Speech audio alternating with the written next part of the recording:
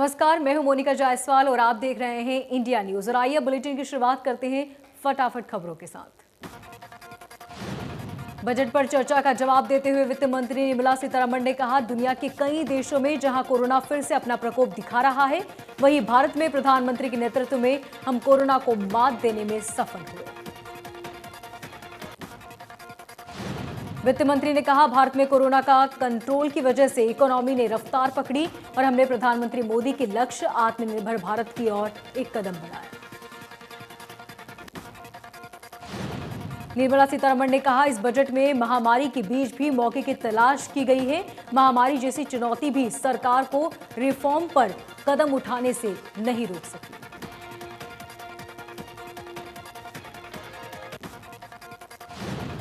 लोकसभा में वित्त मंत्री निर्मला सीतारमण ने कहा, यह बजट देश की अर्थव्यवस्था को मजबूती देने वाला बजट में जिन रिफॉर्म्स की प्रावधान है, उसकी वजह से भारत के दुनिया की टॉप इकोनॉमी बनने का रास्ता साफ होगा।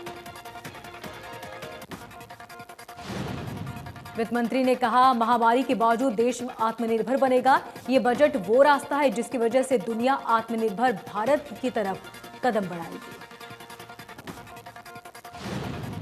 कांग्रेस पर हमला करते हुए वित्त मंत्री ने कहा, ये लोग हमें क्रोनो कैपिटलिस्ट कहते हैं। ऐसा इसलिए क्योंकि केरल में कोई दामाद नहीं रहता, दामाद यहां रहता है, हमारे क्रोनी आम जनता। निर्मला सीतारमण ने कहा, पीएम स्वनिधि योजना से गरीबों को फायदा हुआ, दलित और पिछड़ा वर्ग को फायदा हुआ। हम इनके लिए काम करते हैं, किसी दामाद के लिए काम नहीं करते। पीएम स्वनिधि योजना का जिक्र करते हुए निर्मला सीतारमण ने कहा, स्वनिधि योजना का रुपया क्रोनीज में नहीं जाता। दामाद को उन राज्यों में जमीन मिलती है जहां पर पहले कभी कुछ पार्टियों का शासन चला करता था। राजस्थान, हरियाणा में भी ऐसा ही होता था। निर्मला सीतारमण ने कांग्रेस सरकार पर लगाए गए हम दो हमारे दो के बयान पर जवाब देते हुए कहा कि हम दो हमारे दो का मतलब है हम लोग दो लोग पार्टियों की चिंता करते हैं, जबकि दो और लोग हैं जिनकी हम चिंता करते हैं, बेटी और दामाद, लेकिन हम यानी बीजेपी ऐसा नहीं करते। राहुल गांधी ने एक बार फिर केंद्र सरकार पर ट्वीट कर निशाना साधा, लिखा, न अच्छे न सच्चे दिन मोदी सरकार के, देश के बेहतर भविष्य के लिए किसान कर रहे शांतिपूर्ण आंदोलन, मैं किसानों के साथ। राष्ट्रीय सुरक्षा सलाहकार अजीत डोभाल की सुरक्षा व्यवस्था बढ़ा दी गई। जैसे जुड़े हिदायत उल्लाह मलिक के पास से डोभाल के ऑफिस पर रेकी का एक वीडियो सामने आने के बाद ही कदम उठाया गया। कश्मीर में शोपिया के रहने वाले मलिक को 6 फरवरी को गिरफ्तार किया गया था। आपको बताया दें कि रेकी पिछले साल की गई थी। मलिक ने डोभाल के ऑफिस और श्रीनगर में बाकी इलाकों का वीडियो रिकॉर्ड किया।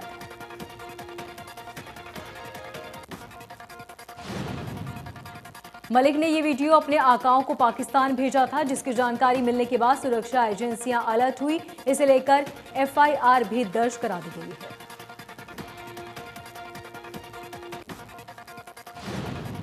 दिल्ली में 26 जनवरी को हुई हिंसा के मामले में गिरफ्तार दीपू सिद्धू और इकबाल सिंह को क्राइम ब्रांच की टीम लाल किला लेकर पहुंची, जहां पर गणतंत्र दिवस वाले दिन हुई घटना के सीन को रिक्रिएट किया गया।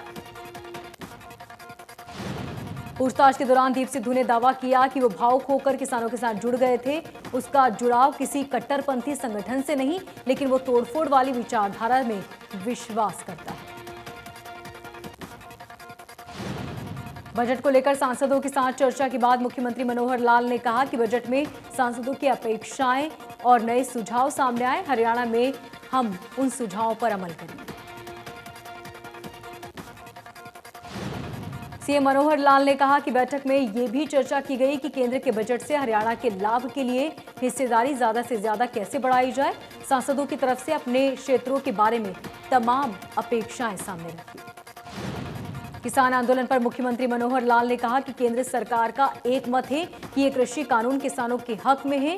जो विरोध करने वाले हैं सिर्फ विरोध करने के लिए ये सब कर रहे हैं। इसके पीछे राजनीतिक हित साधने की कोशिश साफ नजर आ रही है। सीएम ने कहा, अगर फिर भी लगता है कि कुछ करने की जरूरत है तो केंद्र सरकार हमेशा से ही अपने संशोधन करने के लिए पहले भी तैयार थी और अब भी तैयार है। स्वास्थ्य मंत्री अनिल विज ने ट्वीट कर किया, तुम्हारी दुआओं की वजह से आज मैं जिंदा हूं। मैं तो इस धरती का एक छोटा सा परिंदा हूं। ऊंचा उड़ने की मेरी ख्वाहिशें नहीं है। चला जाता तो तुम्हारी सेवा न कर सकता, ये सोचकर ही शर्मिंदा। सुप्रीम कोर्ट ने शाहीन बाग मामले में पुनर्विचार याचिका खारिज कर दी। सर्वोच्च अदालत ने पिछले साल अक्टूबर के महीने में शाहीन बाग फैसले को बरकरार रखा था। सुप्रीम कोर्ट ने कहा, धरना प्रदर्शन लोग अपनी मर्जी और किसी भी जगह नहीं कर सकते। धरना प्रदर्शन लोकतंत्र का हिस्सा है, लेकिन उसकी एक सीमा है। पिछले साल सुप्रीम कोर्ट ने फैसला दिया था कि धरना प्रदर्शन के लिए जगह चिन्हित होनी चाहिए। अगर कोई व्यक्ति या समूह इससे बाहर धरना प्रदर्शन करता है तो नियम के मुताबिक उन्हें हटाने का अधिकार पुलिस के पास है। रोहतक में फायरिंग की घटना सामने आई। मेहर सिंह अखाड़े में हुई फायरिंग की इस घटना में 5 लोगों की मौत हो गई, जबकि 2 लोग घायल हुए। घटना की सूचना पाकर पुलिस टीम मौके पर पहुंची। घटना के पीछे की वजह पुरानी रंजिश बताई जा रही है। मरने वालों में कोच और उसकी पहलवान पत्नी भी शामिल है। इसके अलावा गोली लगने से कोच का बच्चा और एक अन्य पहलवान गंभीर रूप से घायल हो गए। शुरुआती जांच में सामने आया कि कुश्ती में चयन को लेकर गांव बड़ौदा निवासी कोच और जाट कॉलेज के पास अखाड़े संचालन के बीच विवाद हुआ था और इसी विवाद के चलते इस वारदात को अंजाम दिया गया। रेवाड़ी में शहर को आवारा पशु मुक्त करने को लेकर नगर निगम परिषद के दावे फेल साबित हो रहे हैं। नगर परिषद ने एक पशु को पकड़ने के लिए 1600 रुपए खर्च किए। नगर परिषद के रिकॉर्ड के मुताबिक नगर परिषद में आवारा पशुओं को पकड़ने के लिए 2,80,000 रुपए खर्च किए कर दिए गए हैं। बावजूद इसके शहर की तस्वीर आवारा पशुओं से मुक्त नहीं हुई।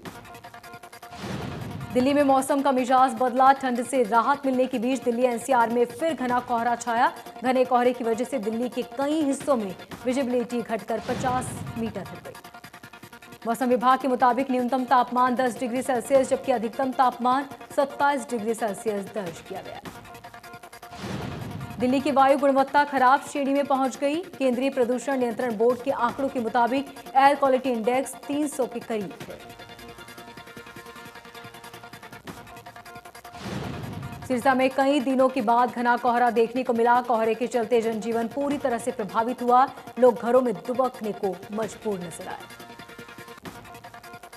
धुंध के चलते विजिबिलिटी भी कम नजर आई। वाहन चालकों को परेशानी का सामना करना पड़ा। शहर से बाहर निकलने पर गांव में भी धुंध नजर आई। कोहरा पड़ने से गेहूं और चना की फसलों को फायदा होगा। किसानों ने बताया कि कोहरे से गेहूं की फसल को फायदा मिलेगा। घने कोहरे और लो विजिबिलिटी के चलते ग्रेटर नोएडा की यमुना एक्सप्रेस वे पर आधा दर्जन वाहन आपस में भिड़ गए। एक के बाद एक वाहन की भिड़ंत से मौके पर अफरा तफरी मच गई। हादसे में 12 से ज्यादा लोग जख्मी हो गए। हादसे की सूचना पर पुलिस मौके पर पहुंची और घायलों को हॉस्पिटल में भर्ती कराया।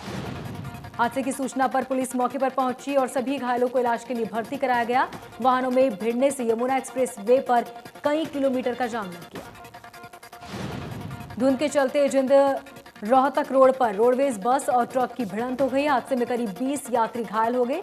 चालक गंभीर हालत को देखते हुए पीजीआई रोहतक रेफर किया। जिंद से रोहतक की तरफ आ रहे रोडवेज बस किराने के पास पहुंची। आपको बता दें, सामने से टक्कर होने से बस पूरी तरह क्षतिग्रस्त हो गई, जिसके बाद यात्रियों को बस से बाहर निकाला गया। भिवानी में विभिन्न सेवाएं प्राधिकरण के चेयरमैन और जिला जज के निर्देशक पर सड़क हादसों में बचने को लेकर सेमिनार का आयोजन किया गया। सेमिनार में प्राधिकरण की सचिव ने कहा कि अक्सर हादसे ट्रैफिक नियमों का पालन नहीं करने को लेकर होते हैं। घायलों को अपनी जान बचानी चाहिए। हादसों का ध्यान रखें। पुलिस कार्रवाई से न डरे।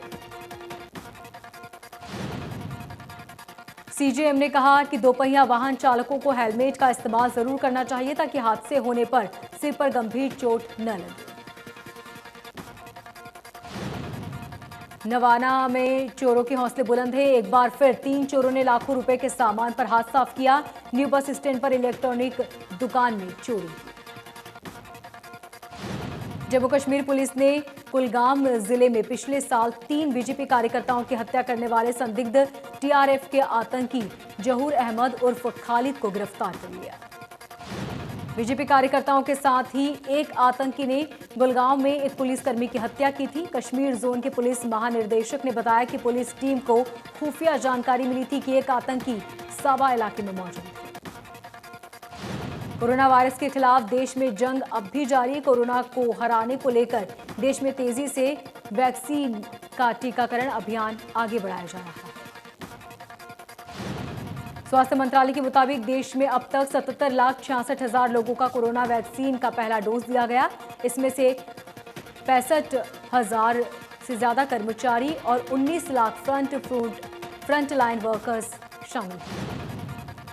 स्वास्थ्य कर्मियों को पहला टीका लगने में अब 28 दिन पूरे हो चुके हैं। ऐसे में अब स्वास्थ्य कर्मियों को वैक्सीन का दूसरा डोज लगाया जाएगा।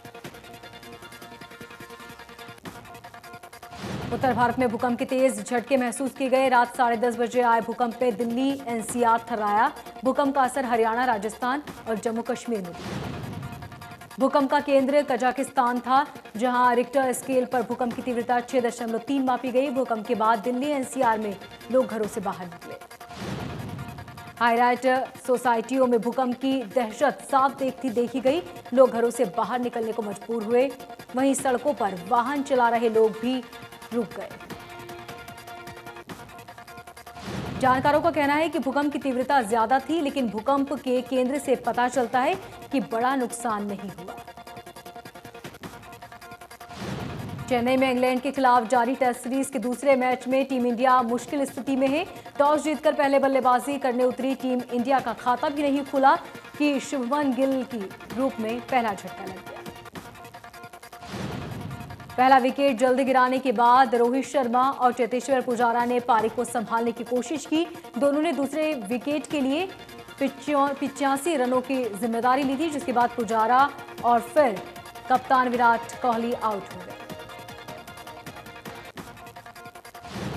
अंबाला के नगर निगम से निकाले गए कर्मचारी नगर निगम परिसर में धरने पर बैठ गए। बता दें कि नगर निगम प्रशासन ने 16 आउटसोर्सिंग कर्मचारियों को 1 जनवरी 2021 से नौकरी से निकाल दिया था, जिसको लेकर निकाले गए सभी कर्मचारियों ने नगर निगम के खिलाफ धरना प्रदर्शन किया। अपनी नौकरी बहाली की मांग करते हुए कहा कि अगर हमारी मांग नहीं मानी गई तो हम भूख हड़ताल करेंगे। नौकरी से निकाले गए कर्मचारियों की माने तो 15 से 16 सालों से वो यहां नौकरी कर रहे थे। सोनीपत एसटीएफ की एक बड़ी सफलता मिली। सोनीपत एसटीएफ ने 13 साल से रेप और हत्या के मामले में फरार मोस्ट वांटेड अपराधी को गिरफ्तार किया। कोरोना वैक्सीन लगने के बाद आशा वर्कर्स की मौत हो गई, जिसके बाद निजी अस्पताल में परिजनों ने जमकर हंगामा किया। परिजनों ने सरकार और प्रशासन को मौत का जिम्मेदार ठहराया। परिजनों ने कहा कि गांव में वैक्सीन कैंप के दौरान कोरोना की वैक्सीन दी गई थी और उसके बाद से ही कविता की हालत बिगड़ना शुरू हुई थी। नारनौल क्षेत्र के गांव राजथल के पास एक कार और बस में जबरदस्त भिड़ंत हो गई, जिसमें स्कूली बस में सवार छात्रों को मामूली चोटें आई। वहीं कार में सवार व्यक्ति की अस्पताल में मौत हो गई। जांच अधिकारी बलवान सिंह ने बताया कि धुंध के कारण एक्सीडेंट हुआ है। स्कूल बस का बैलेंस खराब होने के कारण सीधी टक्कर हुई। पंचकुला के सेक्टर 1 गवर्नमेंट कॉलेज के छात्रों ने ऑफलाइन परीक्षाओं का विरोध जताया। छात्रों ने कॉलेज का गेट बंद कर जोरदार नारेबाजी की। छात्रों की मांग है कि परीक्षाएं ऑनलाइन ली जाए। उनका कहना है कि कोरोना महामारी के दौरान जब हमारी क्लास ऑनलाइन लगी तब ज्यादातर इलाकों में इंटरनेट की समस्याएं थी, जिसके चलते छात्र अपना सिलेबस पूरा नहीं कर सके। चरखी दादरी में सर्व कर्मचारी संघ हरियाणा ने अपनी 21 सूत्री मांगों को लेकर शहर भर में प्रदर्शन किया। सर्व कर्मचारी संघ ने बताया कि सरकार नए कानूनों को लाकर कर्मचारियों को बर्बाद करने पर तुली है। उन्होंने बताया कि उनकी मुख्य मांगे पेंशन बहाली, कच्चे कर्मचारियों को पक्का करना, सरकारी नौकरी और निजीकरण की मांग है। रेवाड़ी में लाखों रुपए खर्च कर ट्रैफिक लाइटें लगाई गई, लेकिन कुछ दिनों बाद ही ट्रैफिक लाइटें बंद हो गई। शहर में कई जगह सीसीटीवी कैमरे लगाए गए, लेकिन उनकी भी यही स्थिति। 18 फरवरी को हरियाणा राजस्थान बॉर्डर पर होगी महापंचायत। महापंचायत को लेकर किसान संयुक्त मोर्चे की तरफ से चलाया गया जनसंपर्क अभियान। किसान नेताओं को कहना 2 लाख से ज्यादा किसान महापंचायत में होंगे शामिल। फतेहाबाद पहुंचे किसान मोर्चा के सदस्यों ने किसानों को 18 फरवरी की महापंचायत के लिए आमंत्रित किया। कहा, राकेश टिकैत के साथ किसान नेता दर्शन सिंह भी महापंचायत में लेंगे हिस्सा। यमुनानगर के धोड़क गांव में एक मकान का रास्ता बंद करने को लेकर दो पक्षों में जमकर मारपीट हुई। इस मामले में जिला विकास एवं पंचायत अधिकारी ने ब्लॉक अधिकारी को मामले में जांच के आदेश दिए। गुरुग्राम पुलिस को कामयाबी मिली। पुलिस ने लूट करने वाले 3 लुटेरों को गिरफ्तार किया। तीनों आरोपियों को जिला अदालत में पेश करने के बाद रिमांड पर लिया गया। लुटेरों ने कंपनियों के वर्कर्स के लिए बैंक से रुपए निकालने को लेकर कंपनी के कर्मचारी से लूट की थी। 1,70,000 रुपए के साथ मोबाइल लैपटॉप लेकर फरार हुए थे आरोपी। अंबाला में गृह मंत्री अनिल विज के भाई और डीआईजी अशोक कुमार के बीच हुए विवाद पर रोड समाज के लोगों ने डीआईजी अशोक कुमार के समर्थन में जिला सचिवालय में मुख्यमंत्री के नाम डीजीपी को ज्ञापन दिया। समर्थकों ने सरकार द्वारा सस्पेंड कर किए गए डीआईजी अशोक कुमार को तुरंत बहाल करने और एफआईआर कैंसिल करने की मांग की। सूबे के गृह मंत्री अनिल विज के भाई को अभद्र शब्द कहने का आरोप डीआईजी पर लगाया गया था, जिसके बाद डीआईजी अशोक कुमार को सस्पेंड किया गया था। भिवानी के वार्ड 21 के पार्षद हरिराम ने वार्ड में गली निर्माण, सीवर, पानी और स्ट्रीट लाइटों का काम नहीं होने की वजह से कॉलोनी वासियों के साथ मिलकर इस्तीफा दिया। उन्होंने स्थानीय प्रशासन पर आरोप लगाया कि इस कॉलोनी में आर्थिक रूप से कमजोर वर्ग के लोग रहते हैं, जिनकी बात नहीं सुनी जा रही।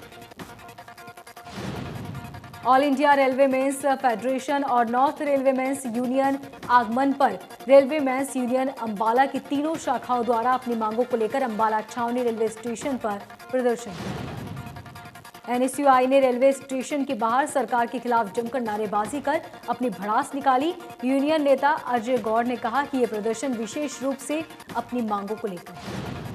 उन्होंने कहा कि भारत सरकार द्वारा श्रम संगठनों के विरोध के बावजूद सदन में 4 लेबर कोड पारित कर दिया गया है और ये एक मजदूर विरोधी कदम है। फतेहाबाद पुलिस ने महिला तस्कर को हीरोइन के साथ गिरफ्तार किया। महिला के पास से 7 ग्राम हीरोइन बरामद की गई। महिला बटे में छिपाकर करती थी तस्करी। पंचकुला में मॉक ड्रिल चलाकर महिला पुलिस युवती और महिला को छेड़छाड़ जैसी घटनाओं से बचने को लेकर जागरूक कर रही है। कैथल में बस अड्डे पर निर्मल ताऊ यात्रियों को स्वच्छता का पाठ पढ़ाया गया। रोडवेज डिपो ने पहली बार इस मुहिम की शुरुआत की। अक्सर बस अड्डे पर आने वाले यात्री कचरा डाल देते हैं, जबकि अड्डों पर कई डस्टबिन भी रखे गए हैं। बावजूद इसके लोग इधर उधर कचरा फेंक देते हैं। कई बार बस अड्डे पर बैठे कर्मचारी भी लोगों को गंदगी फैलने से रोकते हैं, तो उल्टा समझाइश देने की बजाय लोग उनसे बहस करने पर उतारू हो जाते हैं। डिप्टी सीएम के प्रयासों से हरियाणा को मिलेगी 30 वेंटिलेटर। दुष्यंत चौटाला ने सीएसआर स्कीम के तहत उपलब्ध कराए वेंटिलेटर। दुष्यंत चौटाला ने कहा कि प्रदेश के अस्पतालों और सीएचसी में बढ़ेगी वेंटिलेटर सुविधा। कोरोना और अन्य बीमारियों से मरीजों को मिलेगा लाभ। दिल्ली में रिंकू शर्मा नाम के एक व्यक्ति की 4 लोगों ने चाकू से गोदकर हत्या कर दी। पुलिस का कहना है कि रिंकू के तीनों दोस्तों ने मिलकर हत्या की घटना को अंजाम दिया।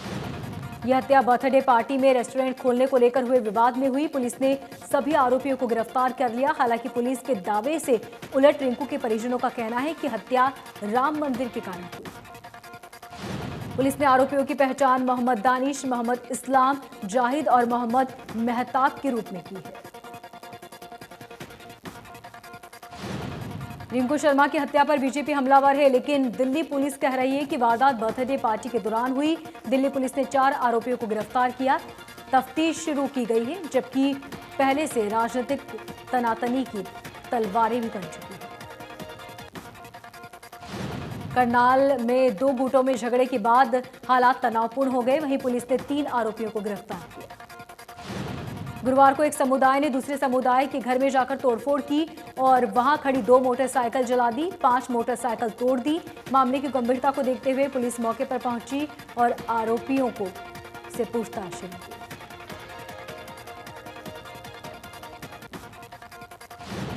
पहली बैठक के बाद पीड़ित समाज के लोगों ने कहा कि हमला करने वाले आरोपियों को गिरफ्तार नहीं किया गया तो अपना गांव छोड़ देंगे।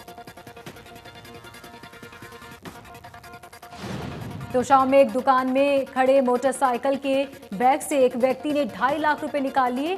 पीड़ित ने इसकी शिकायत पुलिस में दी। पुलिस मौके पर पहुंची। नांगल चौधरी ने लगते गांव सिरोही में टोल प्लाजा शुरू किया गया है। टोल प्लाजा शुरू होने के बाद से विवाद शुरू हुआ। विवाद स्थानीय लोगों को टोल में छूट की मांग की गई। एक सप्ताह पहले भी टोल प्लाजा शुरू होते ही लोकल ग्रामीणों ने इसका विरोध किया था, जिसके चलते टोल प्लाजा आज बंद किया गया था, लेकिन फिर से विवाद होने के चलते इसे बंद किया गया। देश को आत्मनिर्भर बनाने की पहल के तहत भारत में सोशल मीडिया ऐप और माइक्रो ब्लॉगिंग साइट्स देश में विकल्प कू ऐप की लोकप्रियता तेजी से बढ़ती है। रेल मंत्रालय ने भी कू ऐप पर अपना अकाउंट बनाया। ऐप पर आपको कई सुविधाएं मिलेगी। रेल मंत्रालय ने ट्वीट के जरिए जानकारी दी कि भारतीय रेलवे से जुड़ी इस तरह की अहम जानकारियां आप कू ऐप पर उपलब्ध कर सकते हैं।